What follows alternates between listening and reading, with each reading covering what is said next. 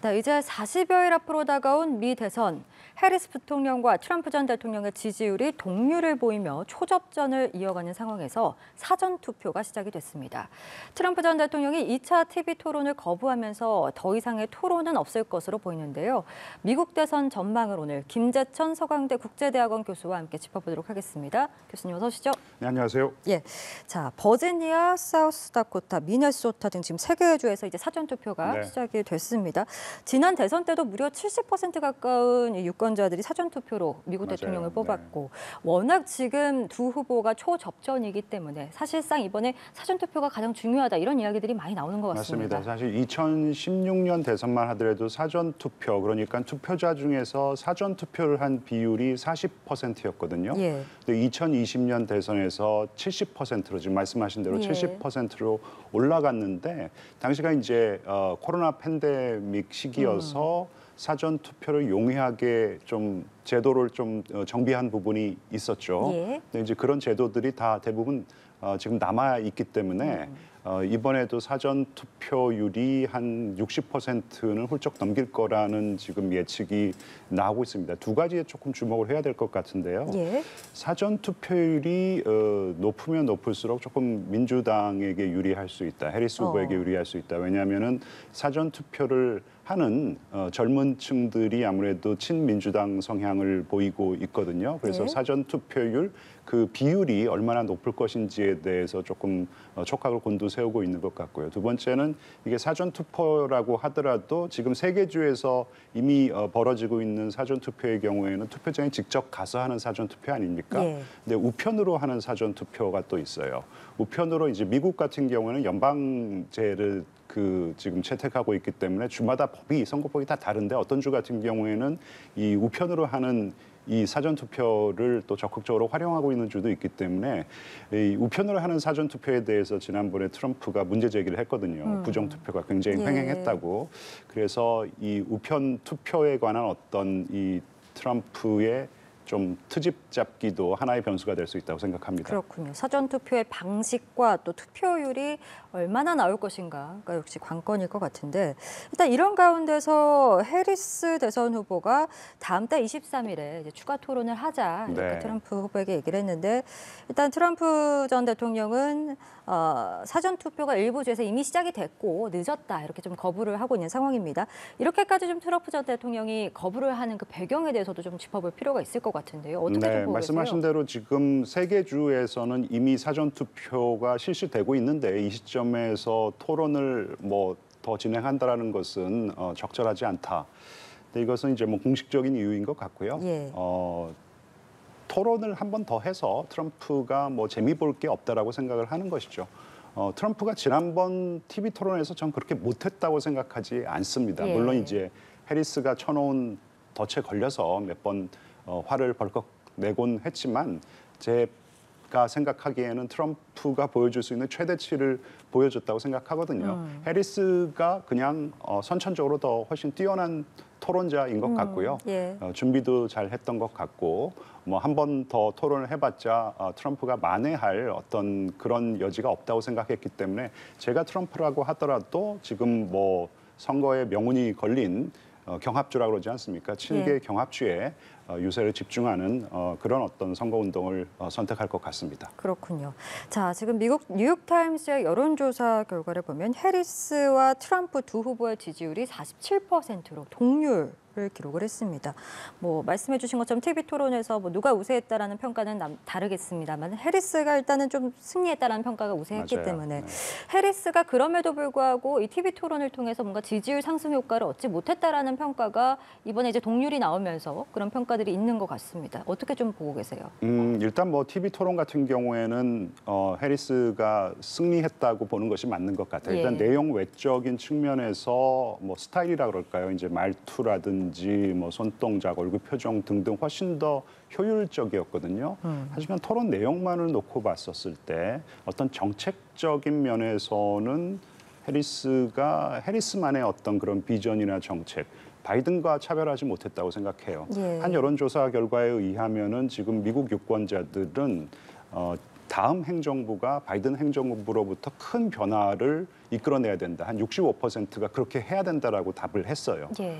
그러면 누가 큰 변화를 이끌어낼 수 있을까? 트럼프가 이끌어낼 수 있다라고 답을 한 유권자의 비율이 53%, 그 절반인 20%, 5%만이 해리스가 그런 변화를 유도할 수 있을 거라고 답을 했거든요. 예. 그 얘기는 뭐냐면은 이 해리스를 바이든의 연장선으로 놓고 지금 좀 이해를 하고 있다는 것이죠. 많은 유권자들이. 그렇다면은 해리스의 어떤 과제는 바이든의 정책을 지지하면서도 해리스 표의 어떤 비전, 해리스만의 정책으로 이 부동층들의 마음을 샀었어야 되는데 그런 측면에서는 그렇게 효율적인 TV 토론이 아니었던 것 같아요. 그래서 토론 말미로 갔을 때 트럼프가 해리스 보고 You are just Biden. 그러니까 당신은 그냥 바이든이야 이런 식으로 예. 공격을 했는데 그게 저는 상당히 유효한 공격이었다고 생각하고 그래서 많은 뭐 유권자들 이 표심을 정하지 못한 한 20% 정도의 부동층들은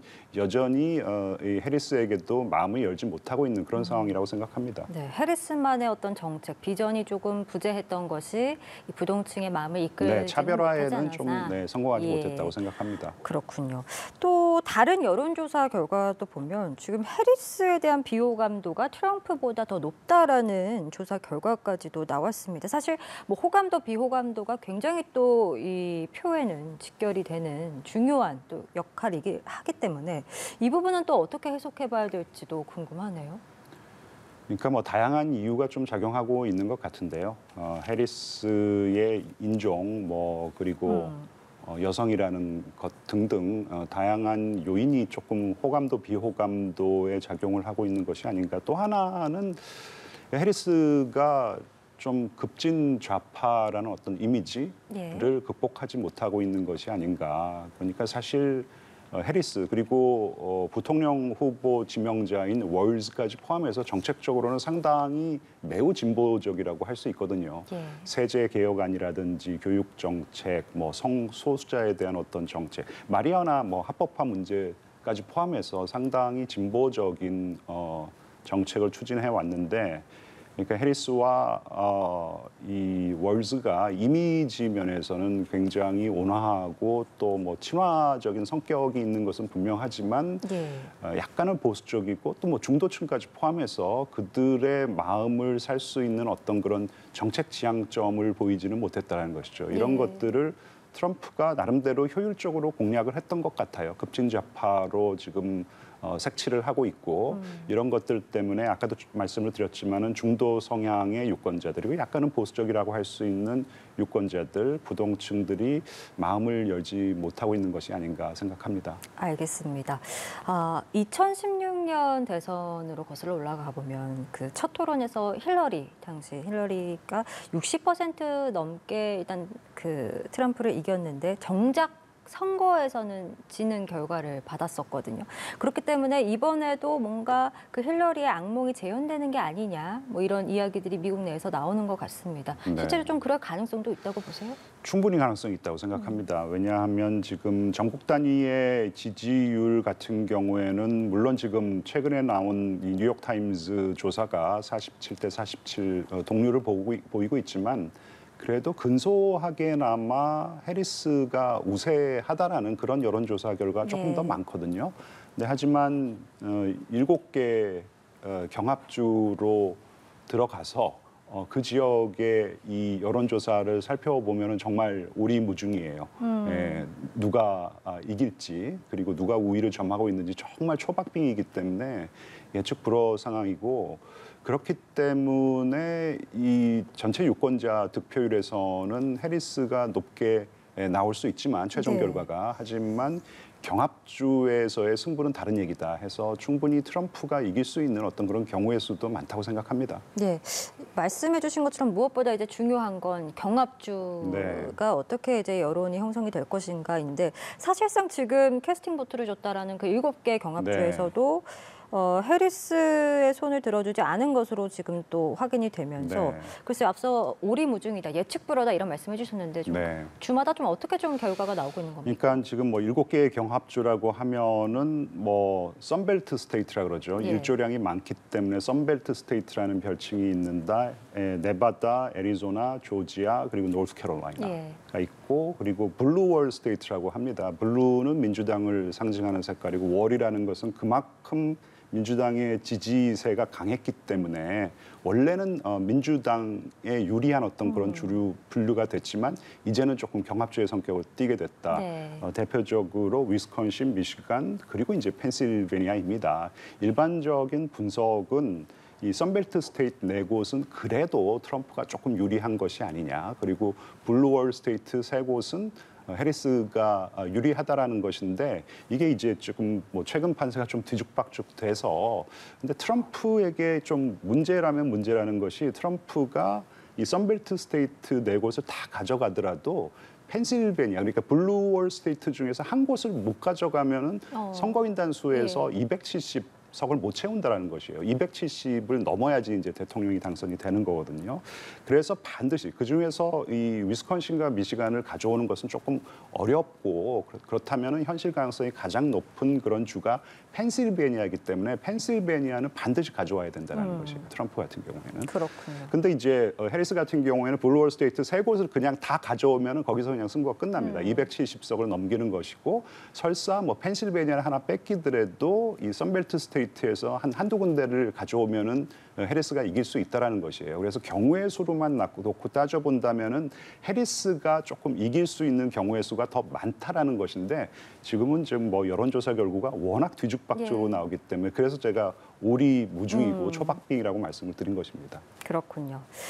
트럼프의 행보도 좀 보면요. 이제 2차 암살 미수 사건이 발생한 이후에 지금 첫 야외 유세에 나섰는데 장소로 노스캐롤라이나를 지금 선택을 했습니다. 네. 선택의 배경이나 이유 좀 어떻게 보고 계십니까? 노스캐롤라이나는 아까 말씀드린 그 선벨트 스테이트 경합주 중에서도 일주량이 많은 그 선벨트 스테이트 중에 한 군데인데 여기가 이제 원래는 트럼프가 좀 유리할 것이라고 했는데 조금 이 노스캐롤라이나가 흔들린다라는 그런 여론조사 결과가 나오고 있는 상황입니다. 이 노스캐롤라이나의 흑인 비율이 좀 높은 편인데 이들 흑인 유권자들이 해리스에게 이제 좀 표쏠림 현상을 보이고 있다 이런 이제 분석이 나와서 아마도 노스캐롤라이나는 반드시 지켜야겠다 이제 이런 생각을 가지고 노스캐롤라이나 표심을 공략하고 있는 것이 아닌가.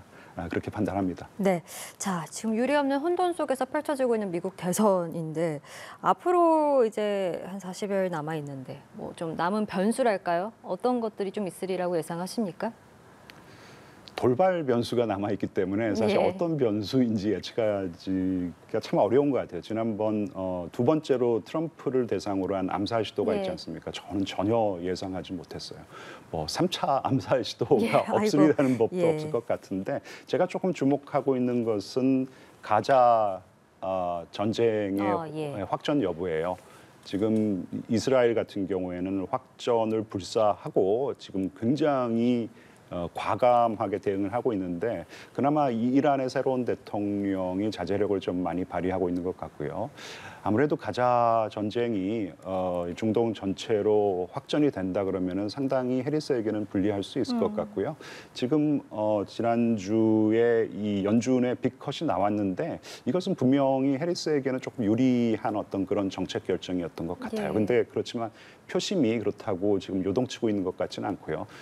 유권자들이 실제로 미국의 경제가 좋아졌다라는 어떤 체감 온도가 조금 높아져야지 이것도 이제 더 변수가 될 것 같은데요.